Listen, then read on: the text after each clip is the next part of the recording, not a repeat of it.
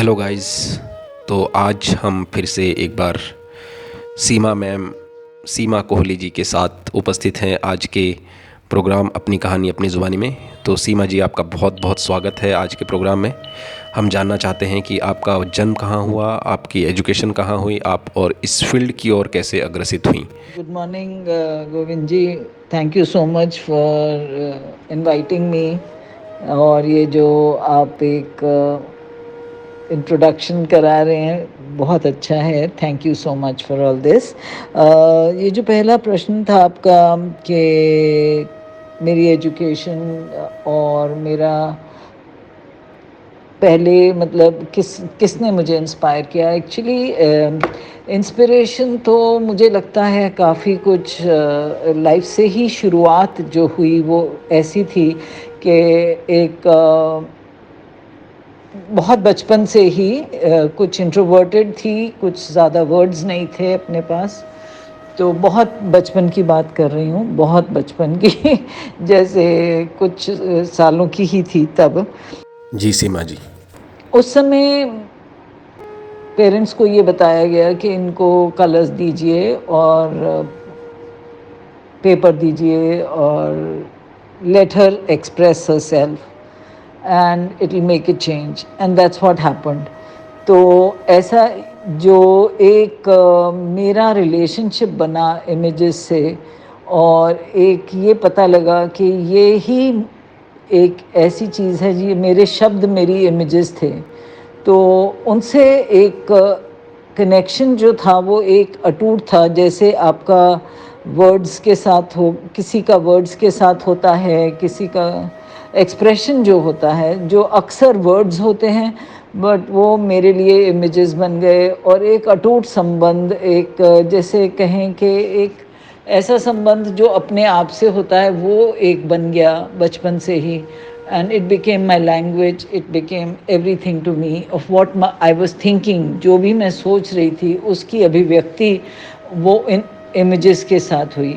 इसका ये मतलब नहीं है कि बाद में बड़े होने पर मेरे को बहुत आर्टिस्टों ने इंस्पायर किया, इंडियन भी और बाहर के भी। हर एक आर्टिस्ट ने अपना एक, जैसे होता है ना, उनकी ज़िंदगियों ने, उनके व्यक्तित्व ने एक्चुअली मुझे ज़्यादा इंस्पायर किया। बल्कि उन आर्ट तो करता ही है बट जो उनका जीवन था, उनका रहन सहन था, या जिस तरह से उन्होंने अपने आर्ट को सींचा, that was very inspiring for me. जी, ऐसे कोई पर्टिकुलर कलाकार जिनका आप नाम लेना चाहें। सोमनाथ होर जैसे थे, उन्होंने मेरे को बहुत इंस्पायर किया बहुत यंग एज से। हुसैन तो of course I think is has been inspiring lot of Indian artist. Modigliani हैं, फरीदा कालो हैं, आर्टिस्ट हैं जिन्होंने मुझे इंस्पायर किया। जी, बाहर के कोई कलाकार जिनसे आप प्रभावित हुई।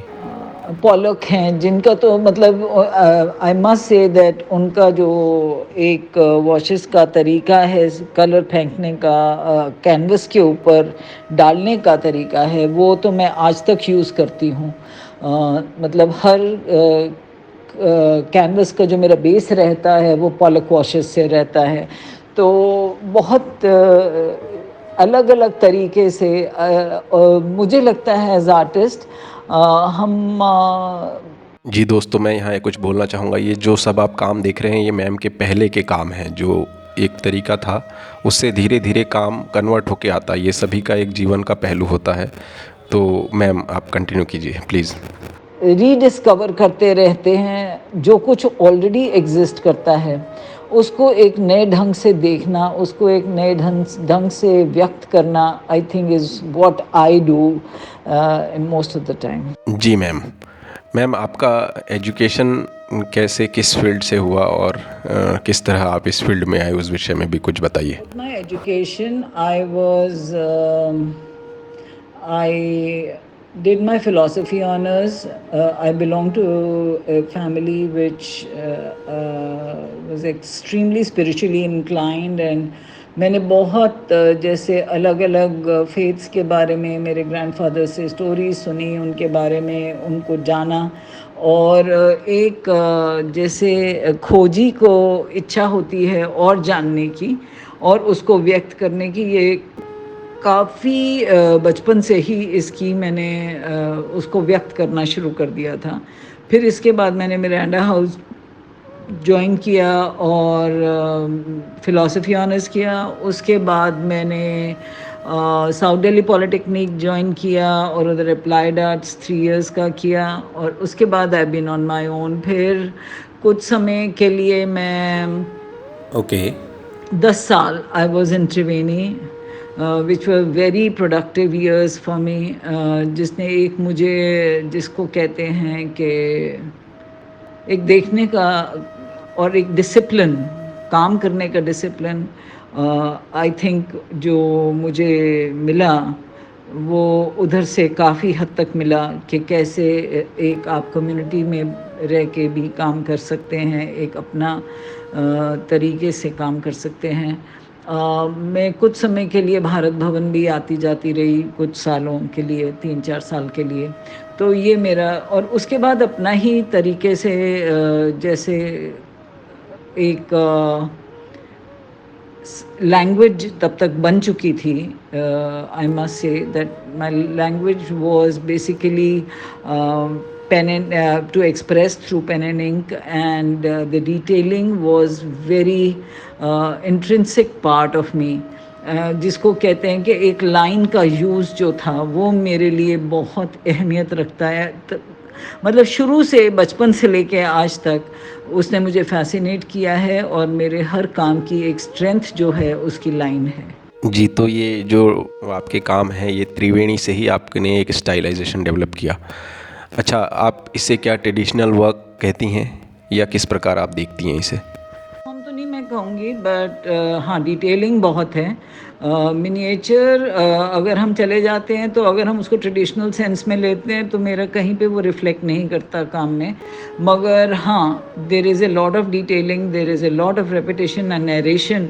एक ओरल हिस्ट्री से मेरा संबंध बचपन से रहा है और मुझे हमेशा फैसिनेट किया है ओरल हिस्ट्रीज़ ने, सो इसके लिए, और नैरेटिव्स ने, स्टोरीज़ ने, तो मैं उनको अभिव्यक्त करती हूँ। और ये शुरुआत होती है एक मेन कैरेक्टर से और उसके आसपास ये बिल्डअप होता रहता है। और कई बारी आप देखेंगे कि एक ही इमेज बार बार रिपीट हो रही है, like a mantra. So it is very meditative for me, it brings me to a space where I let my mind flow, and there are times when my fingers and my mind are in total tandem with each other, and I am somewhere lost in between, and मुझे लगता है कि that holds the key to my work.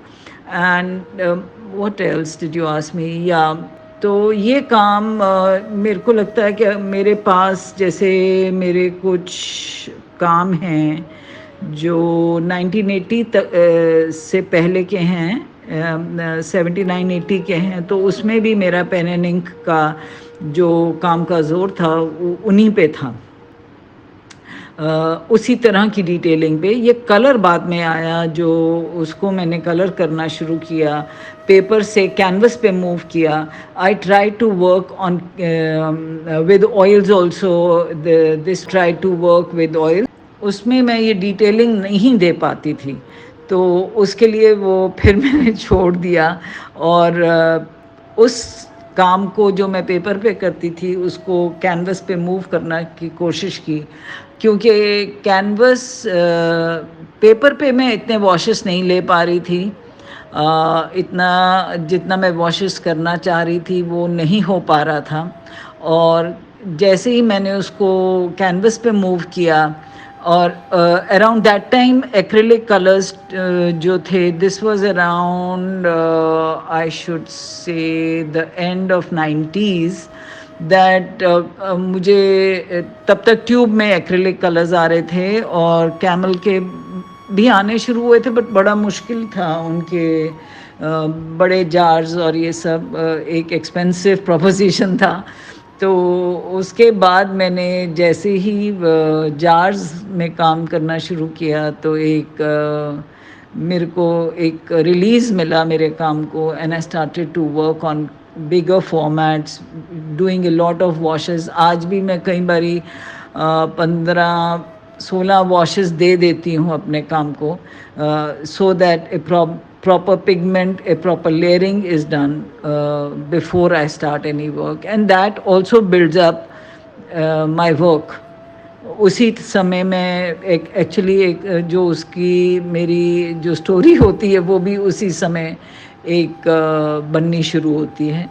तो this is the process. जी ma'am, क्योंकि मैंने एक चीज़ महसूस किया है कि आपने जो कहा कि हम जब काम को समय देते हैं या बहुत सारे लेयर्स लगाते हैं तो उससे पेंटिंग के साथ एक अपना एक रिलेशन डेवलप होता जाता है, और मेरे ख्याल से यही आर्टिस्ट को आगे बढ़ने के लिए प्रेरित करता है. ये मेरा अनुभव भी है और मैं निरंतर इस चीज़ को फॉलो करता हूँ. अच्छा, दूसरा, इस पार्ट 1 को हम यहीं रोक रहे हैं, और जो भी इस चैनल पर नए हैं इस चैनल को सब्सक्राइब कर ले, शेयर करें, कमेंट्स करके अपने सुझाव, अपने प्रश्न ज़रूर भेज सकते हैं ताकि हम दूसरे आर्टिस्टों से वो प्रश्न पूछ सकें. और मुझे लगता है ये ऐसे इन्फॉर्मेशन है, आप जितना बांटेंगे आपको उतना और मिलेगा, कहीं ना कहीं से आपको उसका रिटर्न अवश्य मिलता है. तो इसलिए हमें जितना हो सके उतना इन्फॉर्मेशन दूसरों से शेयर करनी चाहिए, जो कि मैं शुरू से करता आ रहा हूँ, और उसका आज देखिए कि कितने सारे लोगों से मुझे रोज़ कितना सारा नॉलेज मिलता है, और साथ में मैं दूसरे लोगों को भी ये बातें शेयर करने की कोशिश करता हूँ. तो इसी के साथ हम आज की बात को यहीं रोकते हैं. कल के पार्ट को मैं जल्द अपलोड कर दूँगा, उसके लिए बेल आइकॉन को दबा दें ताकि नोटिफिकेशन मिलते रहें. बहुत बहुत धन्यवाद.